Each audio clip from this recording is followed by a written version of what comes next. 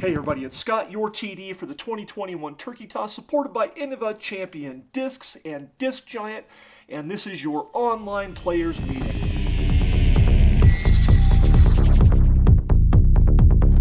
First of all, starting Tuesday at Disc Giant in Reno, located at 3977 South McCarran next to Juicy's. Players can start early check-in. You might be asking yourself, why would I want to do an early check-in? And I'll tell you, it's not normal to usually have this much time for an early check-in, but with the holidays and the busyness, I thought we would give you guys extra time to do your check-in. As a player myself, I appreciate when a tournament has early check-in, because when I get to a tournament the morning of competition, the last thing I want to be doing is getting in line to do a check-in, collect my players pack, and adding extra busyness to my morning. What I really want to do is get to the course at a leisurely pace, do a little warm-up, hang out, chill out, and get things mellow before I start my round. At early check-in, you will be able to collect your raffle tickets that you may have purchased with your registration. You collect your players packs, you'll get everything squared away. In your players packs,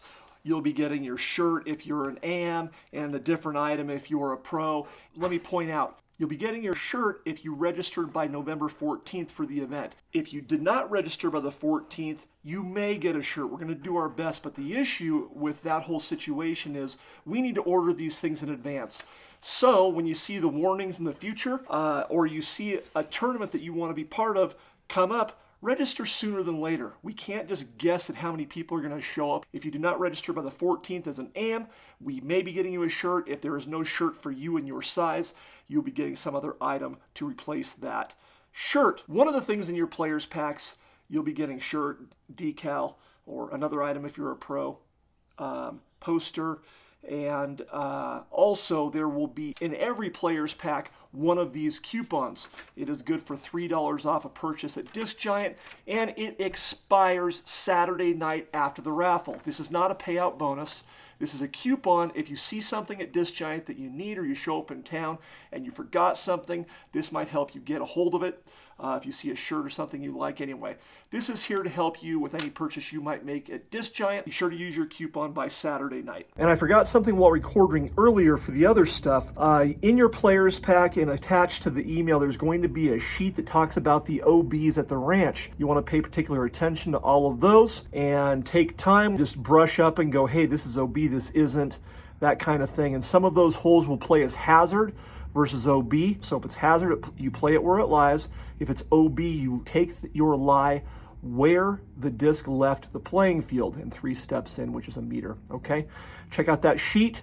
Make sure you know what's going on. So anyway, at early check-in, you'll be able to collect your players pack, get your coupon, get your raffle tickets, and when you receive your raffle tickets that you may have purchased with registration, you'll fill them out and drop them in the drum for the live raffle that will be happening Saturday night and live broadcast on the Reno Disc Golfers Facebook page.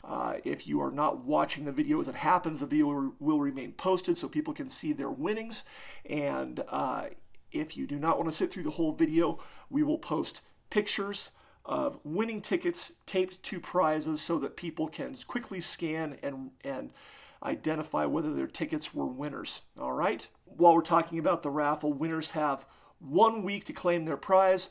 All prizes that are awarded Saturday night during the live broadcast will be transported to Tournament Central for people to claim, and then they will be at Disc Giant after the round if you do not claim the prize before the round, that you can collect there that day after the round. This tournament is run with tee times. Your tee times will be posted Thursday night. You will check the PDGA events page. Next to your name, you will see your tee time for Saturday morning, round 1. We do not accept requests for special groupings or tee times or any of that stuff. Get there 20 minutes before, at least 20 minutes before your tee time. And if you have not collect your players pack with early check-in earlier in the week, be sure you're there at least 30 minutes before your tee time so we can get you all squared away and ready for your round. At this time of year, there is no restroom or water available at the course. We anticipate each round to take approximately 3 hours to complete, so plan accordingly. This event utilizes online scoring. There's a separate video that walks you through that if you're not familiar with the plan. PDGA online scoring system. It is now possible to have 2 people simultaneously checking scores, and this is what we recommend. Before, you'd have to take one person would take online scores and someone else would do UDisc or a paper scorecard as a backup. Now you can have 2 people simultaneously doing the PDGA online scoring system, and the system is built so that if the 2 people are not on the exact same page with what they have reported for the results, it will stop them before they proceed to the next screen. Anyway, take a look at that video. It'll walk you through it. This is painless. It saves strokes because in the past, if you turned in a scorecard that was incorrect, you'd incur a 2-stroke penalty. This avoids all of that, and trust me, I've been the recipient of one of those penalties, and it is extremely painful. It is absolutely worth taking advantage of the online scoring system to avoid any conflict, drama, or scoring error that might incur a penalty. At the end of this video, I'm going to cut in, if you're not familiar with a very unique rule in disc golf to Nevada. It's called Sage Relief. Anyway, there's a video if you've never seen it or heard of this. Be sure to stick around for the end of the video. You'll see it. If you've already seen it before, then you don't have to sit through it again. Because this is tee times and the whole course will be in use when you arrive, there are no practice baskets available for you to practice putting or warm up. So find someplace else to warm up or practice your putting. We may, if things work out, have a practice basket set up in the parking lot, but don't count on that. It's not guaranteed. Yes, there's a practice basket off to the side of hole 18, but that is too close in proximity to hole 18. It is in the field of play. We are not going to have that practice basket open because when someone's making their putt during the competition, we don't want people goofing around and playing right next to where all the action is happening. It's just being respectful of people who paid to play in this event. Speed of play. Hey, listen. We know that when you're the furthest person out, you're the first person to go when finishing the hole. But try to operate during this event with speed of play in mind. If it's close, don't sit there and debate or don't play games trying to force the guy that you think is, maybe even closer than you, so you have this little game going on where, yeah, you're further out because I'm better and all this nonsense. Listen. If it's close, if you're ready to go, go, because we are operating with limited daylight this time of year. We want to make sure everyone gets through the course in a timely manner, and if you were one of the last people to tee off, you would appreciate this consideration by your fellow competitors. There are some people that this is their first PDGA tournament. Please be sure that you know the rules. If you are unsure of a rule, don't be one of these people that, hey, this is my first tournament, but somehow I'm an expert, and I'm going to sit here and lecture other people on how things should go. Listen, don't be the person making stuff up because you have a loose understanding of what the rules are. If someone else has been to a PDGA tournament and they're telling you this is how it goes, look up another rule. It's called a provisional. There is a way to play a whole discrepancy 2 ways and then ask the tournament director at the end of the round. In the player email, I posted a link to a video that explains some basic rules, but be sure you're familiar with PDGA rules while you're here for this event. Make sure you understand that there are no falling putts. Look up falling putts. Be familiar with this term. Make sure that you understand that you may not move obstacles. You can't use your leg to brush something out of your stance and then go to putt. You must play the lie you are dealt. You cannot bend tree branches back with your back while you back up into the lie to give yourself a clear throw. Make sure you understand the rules. There is absolutely no smoking of anything, no vapes, no nothing during this event once competition starts. Consumption of alcohol is strictly prohibited. Ask anyone. I will be the first one to kick you out if you are caught violating this rule. Don't make it an issue because no one wants to deal with it, especially me and you if you paid $65 or whatever dollars to play this event. Save that stuff for doubles or tags or your casual rounds. And if you can't get through a round without that, you're probably in the wrong place. Thank you to our sponsors, Innova Champion Discs and Disc Giant, as well as our whole sponsors, good friends. When you see them on the course, when you see them around, thank them for their support, and you will see their sponsor signs on the holes on the course. These special supporters of the event are Brian Parker, Neil Fincher, Lynn and Deanna Worth, Wyatt Hannell, Francisco Ortega, Jeremy Wilson, Eric Wanhoff, Will Ling, Dan Olson, and Alexander Taylor. Special thanks to my assistant TD, Scott Pointer, and also special thanks to Eric Wanhoff, Lana Keela Banner, and Luke Anderson for their help with baskets, setting the course, shoring up OBs, and the running of this successful event for all of you to enjoy. Many of you that have been to my events in the past year or two know that I have been running, in terms of amateur competition, what's referred to as a true AM experience. This means that the players packs are big and you get 100% of your entry fee returned in players pack value, but with the crazy stuff happening as a result of COVID and supply chains and this and that, and oh my God, look, all we want are certain items in our hands to make the players packs awesome, and some of this stuff became unavailable at the last minute. This is close to a true AM experience. The players packs are bigger than what you'd experience at 90% of other tournaments that you'd go to that are B tiers, C tiers, A tiers may outdo this players pack. But anyway, look, so a lot of your value is coming back to you in the form of players packs and trophies, but there will be, for 40% of the AM's fields, payouts in the form of script that is redeemable at Disc Giant for anything that you'd like. Be sure you're familiar with the expiration date on the script certificates, and be sure to use them before they expire. I can't have someone coming up to me 2 years from now going, hey man, remember that stuff you owed me from that tournament?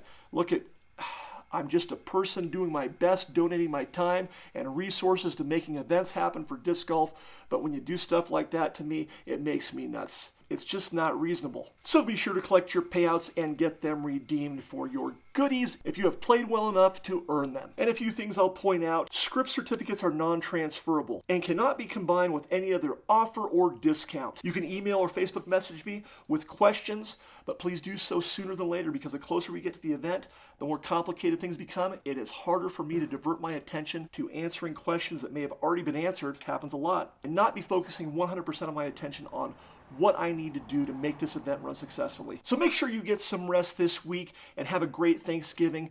Get yourself ready for the 2021 Turkey Toss supported by Innova Champion Discs. Thank you for joining us, friends. It's going to be a great event. Sage Relief. In Nevada, one of the crazy things about Nevada, there are many, but one of them is the state flower of Nevada is a sagebush. Sagebrush? Sagebush? I think both of those are right. Anyway, is sage. It's everywhere.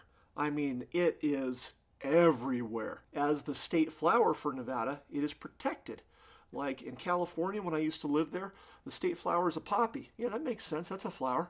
And some sage flowers, sometimes. I don't know. In California, my parents would always tell me, don't step on that because you could get arrested if they find you stomping on poppies.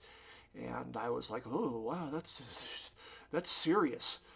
Okay, in Nevada, look, as a result of the fact that sage is the state flower, take a look online right now. Stop and just take a look so you're familiar with what it looks like, because what I'm about to tell you can save you strokes. There's a rule in Nevada that can be enacted by TDs referred to as sage relief. Now, this doesn't apply in California or any place else. It's in Nevada for the specific reason, so don't get crazy, all right? You guys, some people get carried away with going, there's a rule about this, and they're in Wyoming. Listen, ding-dong, the state flower in Wyoming is not sage, all right? Okay, we're going to get to more ding-dong behavior here in a second when I talk about this, but I need to clarify the sage relief rule. Here's what it is. I'm going to use, no, this isn't sage. That's why you had to look it up online so you're familiar. This is random greenage from my garbage can. Look, it's a piece of organic spinach. Let's say player A, man, look at that.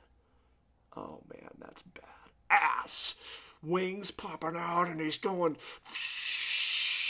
okay, but that's not who he is right now. He's here to help us illustrate the sage. Guy's disc lands in the sagebrush. If Guy's going to come over here and actually stand at his regular lie, he'd be smashing down the plant to get in there, right? But this is a state-protected flower, this sagebush. All right, brush, whatever. If his disc is up here in the front of the bush and he's back here, the basket's over here, his lie, instead of stepping on the sagebrush and damaging it, what he's going to do is get up here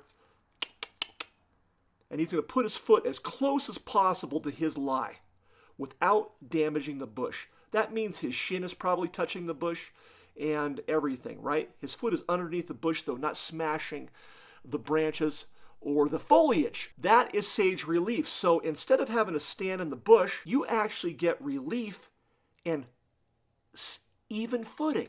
See what I'm saying? you can throw with your foot flat. Here's another donut hole move. It made me crazy. Last year, people were making stuff up. When you don't know what you're talking about, just zip it, okay? We don't need you out there complicating the issue and creating controversy. If your disc is in the bush, that's the relief you get. Someone comes up and says, well, there's another sage back here. So if I'm doing a run up, that sage is in the way. No one said you were guaranteed a runway for your throw, all right? You get sage relief, even footing, not guaranteed a run up. Look, it wasn't in the way of you standing behind your lie behind the sagebrush. Who thought of that?